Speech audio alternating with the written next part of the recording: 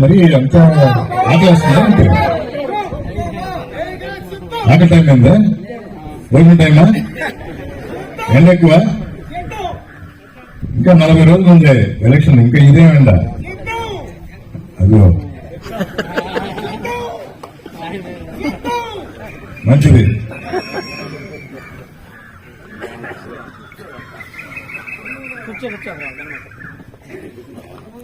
అడపా తడప వస్తాను కదా కొంచెం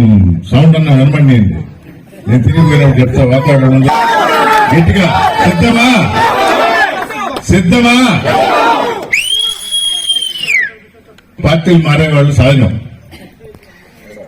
మారినప్పుడు రకరకాల విషయాలు చెప్తా ఉంటారు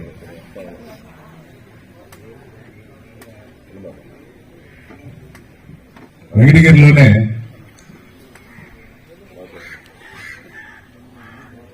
అభ్యర్థి ఫైనలైజ్ అయింది లాస్ట్ మినిట్ ఇవ్వనందువల్ల మన దగ్గరికి వచ్చాడు అని వాళ్ళు చెప్తున్నారు ఇప్పుడు కొత్తగా మనీ ఆఫర్ చేశారని మన దగ్గర నుంచి వెళ్ళారు ఇప్పుడు మురళి గారు చెప్పినట్టు మాట్లాడాల్సి వరప్రసాద్ గారే వెళ్ళారు వెంకటగిరిలో రామనారాయణ రెడ్డి గారు వెళ్ళారు వీళ్ళు ఈ రెండు పార్టీలకి తేడా మీరు గమనించాల వైసీపీ నుంచి పార్టీ వదిలి ఎవరన్నా వెళ్లారు అంటే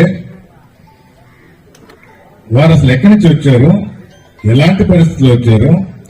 వాళ్ళని ఏ విధమైన పదవులు ఇచ్చాడు జగన్మోహన్ రెడ్డి గారు ఏ విధమైన ఉన్నత స్థాయిలో కూర్చోబెట్టాడు కూర్చోబెట్టిన ఆయన్ని మోసం చేసి దగా చేసి పార్టీని వదిలిపెట్టి వెళ్ళారు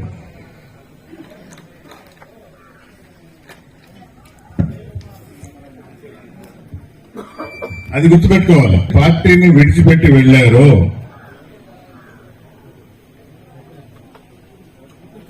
వాళ్ళు జగన్మోహన్ రెడ్డిని మోసం చేసి వెళ్ళారు అదే తెలుగుదేశం నుంచి ఎవరైనా వచ్చారు అనంటే వాళ్ళు క్లియర్ చెప్తాను ఇప్పుడు నేను చెప్పినట్టు మస్తాన్ యాదవ్ గారు వచ్చారు వెంకటగిరిలో ఊరించాడు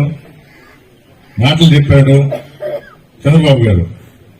ఖర్చు పెట్టమన్నాడు సీట్ ఇస్తా అన్నాడు చివరికి అక్కడ దాకా వచ్చిన తర్వాత ఏం చేశాడు జగన్మోహన్ రెడ్డి గారు ఆడియోలు వీడియోలు అన్నా చూస్తారా సిద్ధం సభలో ఆయనే చెప్తాడు చంద్రబాబు ఏం చేస్తాడు వెన్నుపోటు ఆయన వెన్నుపోటు పొడిచాడు కాబట్టి ఇంకా ఇక్కడ కొనసాగలేము ఈ పార్టీలో మనుగడ కష్టం అని అప్పుడు అది వదిలేసి రావటం జరిగింది తేడా గమనించండి ఏమీ లేని వాళ్ళని అంటే ఇప్పుడు అంటారు నేను ఇప్పుడు 2 మాటలు చెప్పినా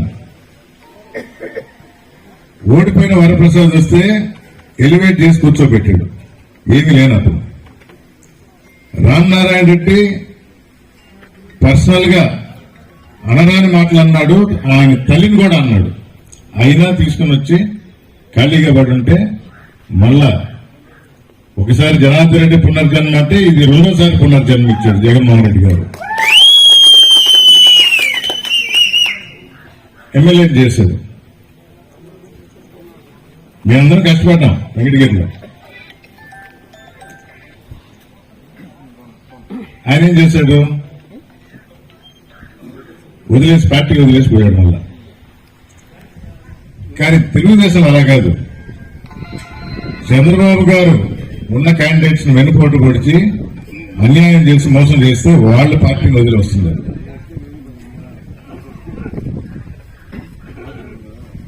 నిన్న పేపర్లో కూడా వచ్చింది తలపడిన రాజకీయ వృత్తులు కూడా ఆలోచనకి రాని ఆలోచన సచివాలయ వ్యవస్థ అందరూ చెప్తారు ఇక్కడ ఉన్నారు కదా గాంధీ తాత ఆయన కోరుకున్న గ్రామ స్వరాజ్యం అంటారు. గ్రామ స్థాయికి సచివాలయ వ్యవస్థను పెట్టి మీకు ఇంకా దగ్గరగా తీసుకువచ్చాడు జగన్మోహన్ రెడ్డి గారు. ముందర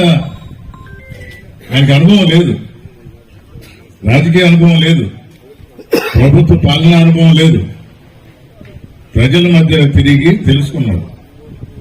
అక్కడితో ఆగకుండా వాలంటీర్ వ్యవస్థ పెట్టి ఇంటింటికి అదే పాలన అందించాడు. నేను గడప గడప తిరుగుతున్నప్పుడు ఈ వాలంటీర్ వ్యవస్థ యొక్క మంచి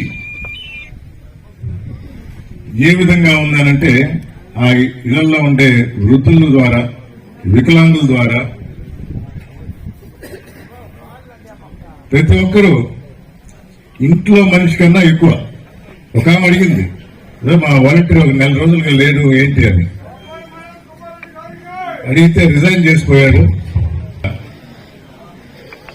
వెంటనే నింపుతామంటే అంతకాలం మేము ఎలా బతకాలి, మరి మీ పిల్లలు లేరా అంటే ఉన్నారు, బెంగళూరులో ఉన్నారు, కానీ ఇక్కడే రోజు గడవాలంటే మా వాలంటీర్ కావాలని.